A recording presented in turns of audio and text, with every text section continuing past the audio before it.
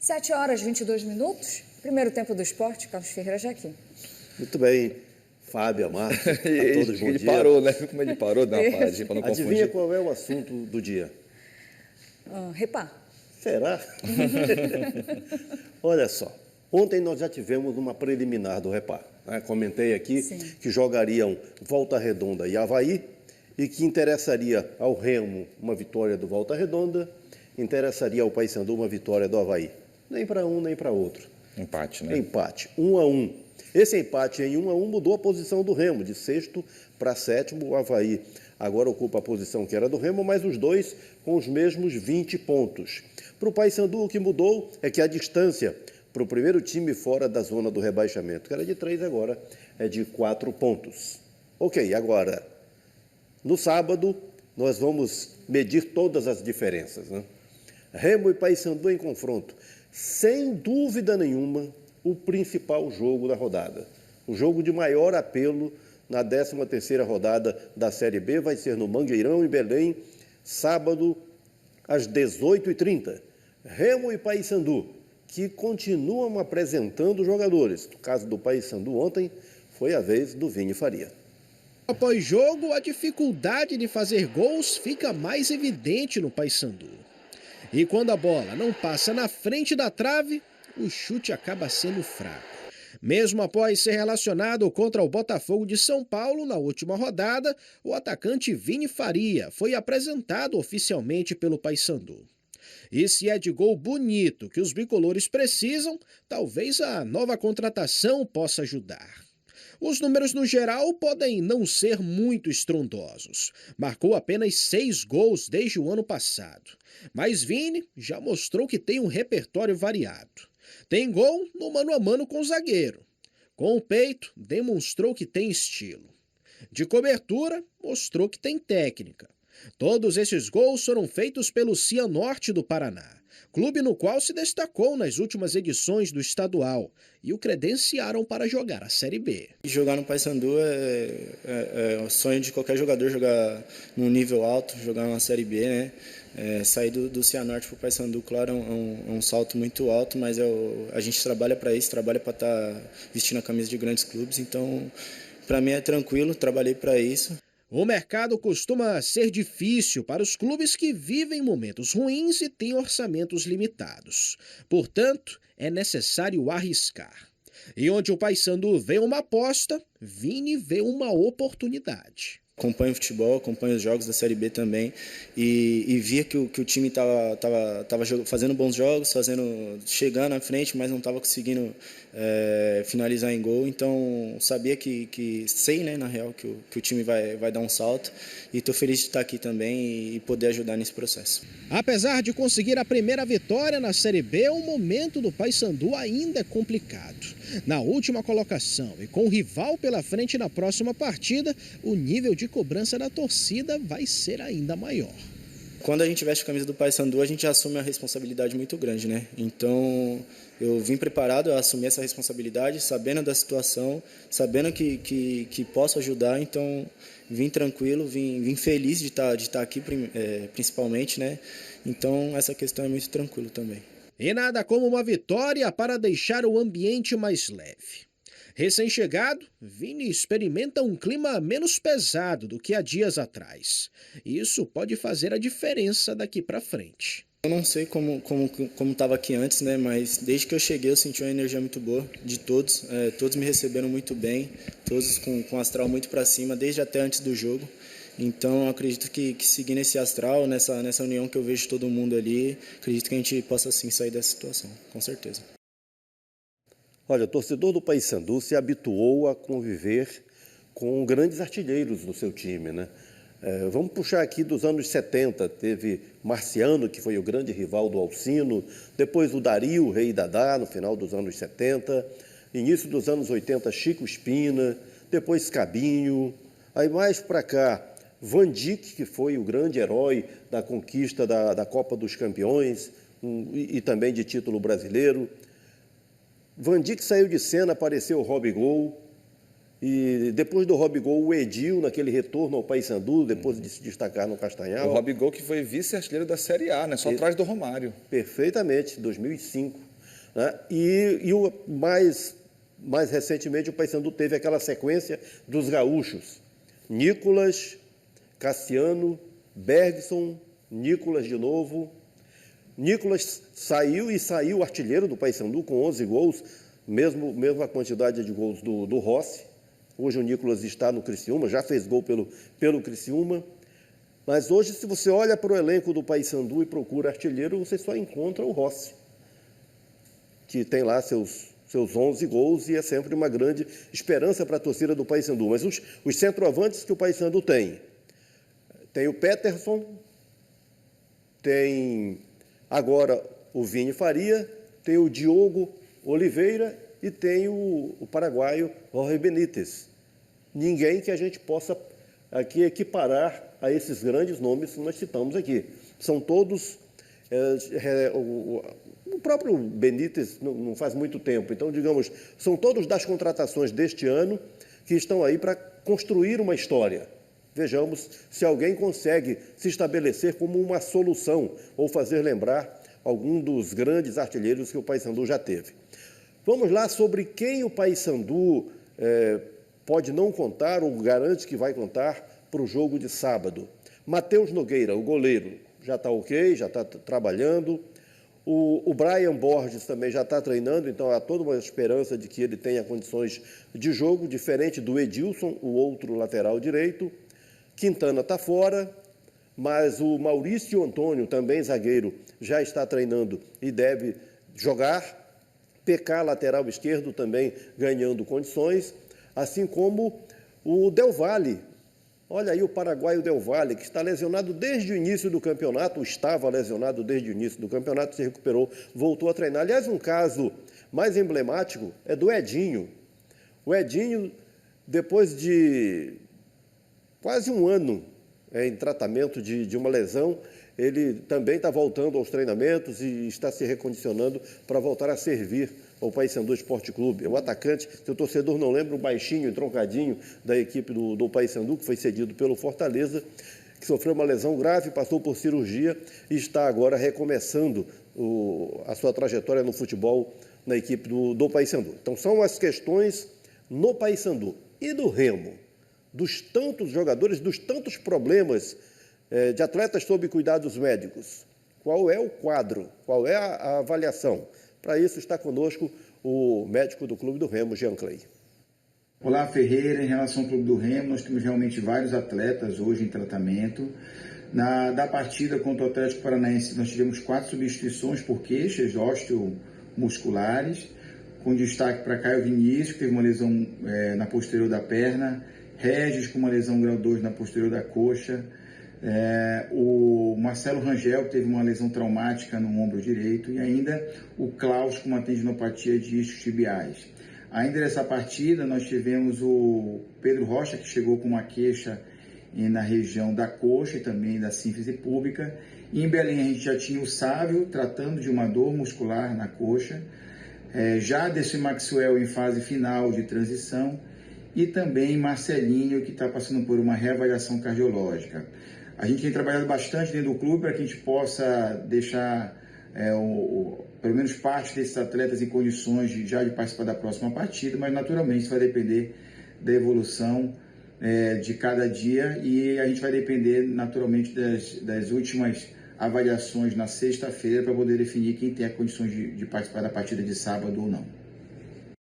Bom, enquanto o Dr. Jean Clay passava esse cenário para nós, alguns dos citados aí já voltavam aos treinamentos. Marcelo Rangel, Klaus, Pedro Rocha. Para a torcida do Remo é um alívio, né? O seu artilheiro, o goleirão, o paredão, enfim, jogadores importantes, o próprio Klaus, que tem sido um jogador muito eficiente na linha de defesa do Clube do Remo. E aí o Sávio é outro jogador que estava sob cuidados médicos, tanto que não foi a Curitiba, mas também ganha condições de jogo. Agora, tem o caso do Marcelinho, lateral direito. Marcelinho, ele sentiu-se mal na partida contra o Operário e pediu para sair do jogo, saiu no intervalo. Então, como ele sentiu-se mal, passou por uma bateria minuciosa de exames cardiológicos para checar a saúde cardiológica dele, e aí foi atestado que não há nada grave, que ele pode voltar a trabalhar, ele está voltando aos treinamentos, logo, logo estará à disposição do técnico Antônio Oliveira. O Remo tem lá seus problemas, tem as suas soluções, fora do jogo mesmo estão o Reinaldo, zagueiro que está suspenso, o Caio Vinícius, volante que está lesionado, e o Regis, meia, também lesionado. São esses os problemas que o clube do Remo tem, e tem a estreia do técnico Antônio Oliveira. O português Antônio Oliveira ontem já comandou treinamentos na equipe do clube do Remo, né?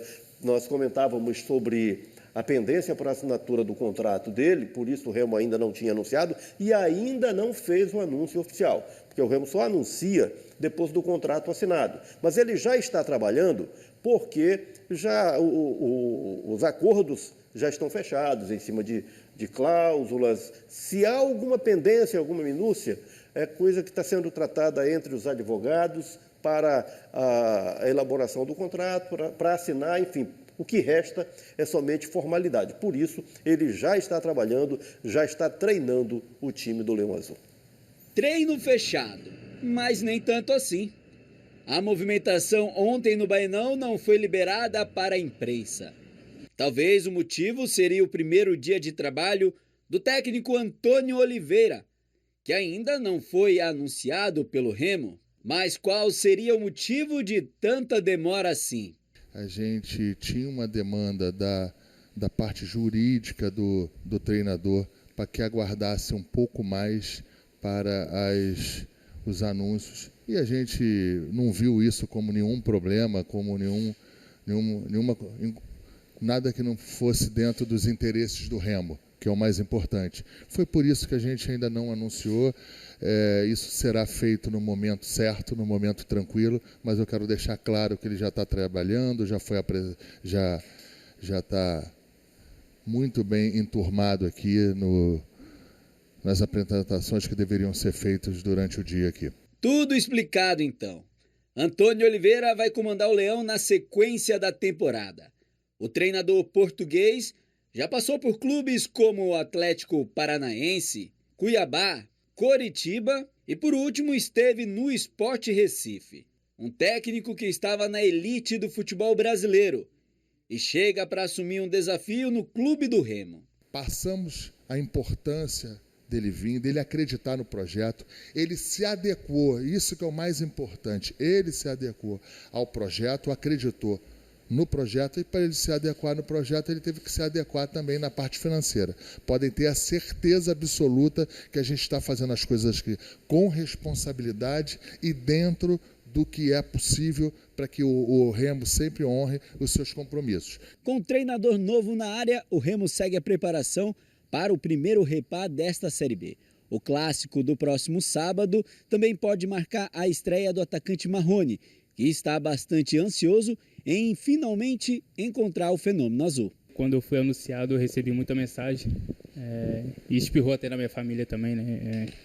Então eu vi a força que é o Remo, eu vi a força que tem o seu torcedor. Eu estou ansioso, de verdade estou ansioso. Marrone foi contratado na semana passada, vindo do Midland, da Dinamarca.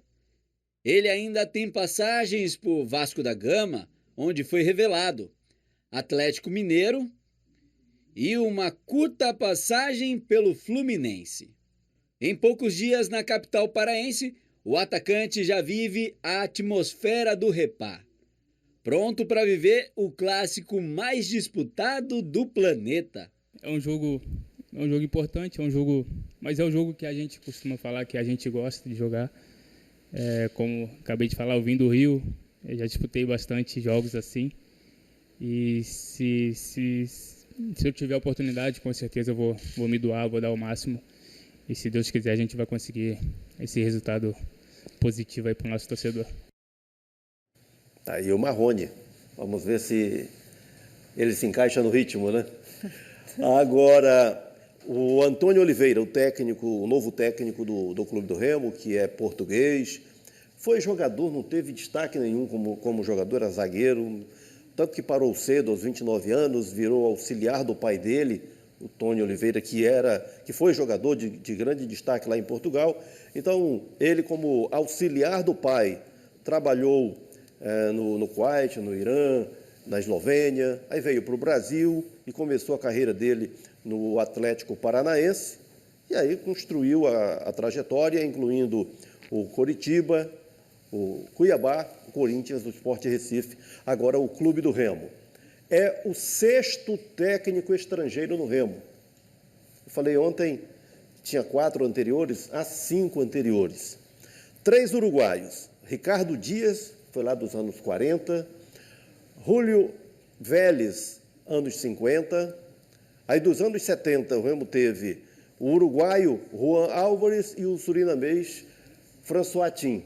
Ano passado o paraguaio Gustavo Morínigo e agora é a vez do português, que é o primeiro europeu a comandar o Leão Azul, Antônio Oliveira. Um novo ciclo na história do Clube do Remo. Vejamos que história é essa. Só o tempo vai responder. É isso. Vamos então com os times amadores, Ferreira? Vamos lá?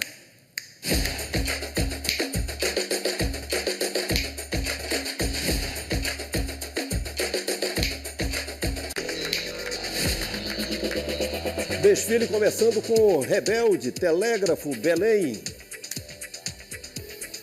Zoação Esporte Clube é do município de Chaves. O Motoclube é de Salvaterra. Família GDF, Pratinha. Logo no começo do nosso quadro aqui com os amadores, família GDF aparecia com frequência. Eu ainda lembro da definição dessa sigla aí. Ok. Galera do frango. Pratinha, Belém. O Grêmio é da Vila do Jubim, Salvaterra. O BSV de São Veríssimo, também de Salvaterra. Clube dos 30, 30º aniversário do Clube dos 30 lá em Paragominas. Tudo a ver, né? 30 anos. Tudo a ver. Guajará Rodoviário é aqui da capital. Ponte Azul, município de Breves. Olha que cenário para lá de ecológico, né? Aí para o Ponte Azul de Breves. O Bronca e Meia é da Associação Só Amigos de Igarapé-Açu. Fechamos aqui o primeiro tempo dos amadores nas fotos. Vamos Porque agora. agora é hora de rolar a bola e balançar a rede. Vamos lá com Charles Daniel, do Sem Resenha, Oeiras do Pará. No futsal, ele disparou o míssel, olha só. Bola no ângulo, nenhuma chance para o goleiro. Muita comemoração do Charles Daniel. Heitor Toreto, do TJR10, Belém. Esse menino, potencial que ele tem de chute, olha aí. A pancada. O goleiro ainda chegou a tocar na bola, mas foi em vão. Heitor Toreto deixando a marca. O segundo, ele mesmo, segundo, que é do fim de carreira, lá de Igarapé-Açu, ganhou essa sobra aí no rebote do goleiro e fuzilou. Veja só. Como o goleiro faz a defesa parcial, bateu roupa, né? E aí se deu mal, porque o segundo não perdoou. Tem gongo aí. Por que tem gongo? Atenção, olha só o que faz o zagueiro. Usou a mão ali para tentar desviar, acabou dando um passe para o Marquinhos Siqueira. O Marquinhos Siqueira não perdoou, botou na rede. O Cunha, zagueiro do Alvorada, foi quem Jogou aprontou vôlei isso aí, né, Feira? Jogou vôlei. Jogou vôlei, né? Em pleno gramado. E ganhou o gongo aqui do Bom Dia. Isso é o campeonato do COPM. O Marquinhos abusou ali na sequência de dribles. Ferreira foi um lance interessante, porque foi gongo com gol, né? Foi tudo junto. Exatamente. Agora o Marquinhos Siqueira de novo, Márcio. Olha só. Recebeu, limpou, bateu. Marquinhos Siqueira do Dinamáquina, lá no campeonato do COPM, jogo contra o Alvorada. Foi hat-trick, hein? Olha aí. Tem mais do Marquinhos. Já fez 2, tá aí o terceiro do Dinamáquina. E esse é de letra, hein? Golaço do Marquinhos Siqueira. Olha só, saiu o cruzamento. E aí, de letra, ele desvia e põe para a rede lá do campeonato do COPM. Pedro Jesus, do CR9 Sub-12, Liga Belém de Futsal, recebeu livre para desviar. Foi fácil? Sei lá, eu perderia. Aí o Pedro Jesus, deixando a marca. Netinho é do Real Madrid, aqui da capital. Veja como ele se livra da marcação. Dá um giro ali e fica livre para bater cruzado, faturar e comemorar. Aí o Netinho, do Real Madrid. Meio quilo é do Bom Jardim Jurunas, Belém. Já tivemos no meio quilo aqui no futebol profissional, que era o Edenilson no time do Remo de 99. Aí surge o meio quilo do Bom Jardim lá do Jurunas. Cacazinho, do São Pedro de Santarém Novo. Esse formato aí de filmar com o celular na vertical não ajuda, mas está feito o registro do gol do Cacazinho do São Pedro, lá de Santarém Novo. Fechamos então. Você volta daqui a pouco, Ferreira. Até mais, Ferreira. Valeu. E a seguir...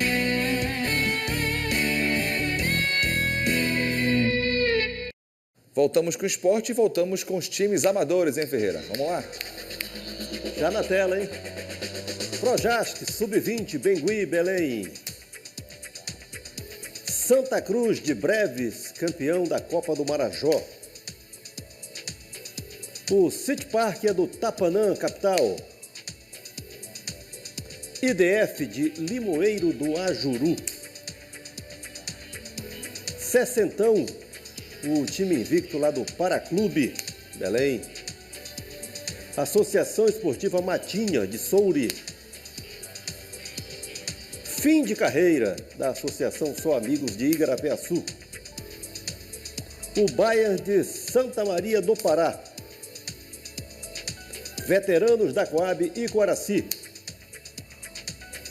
Foot Shop de Maracanã. Fechou ou tem mais? Fechou. Agora você fala sobre Repá.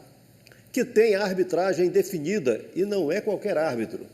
É hoje um árbitro que está é um dos tops hoje do continente, não só do Brasil.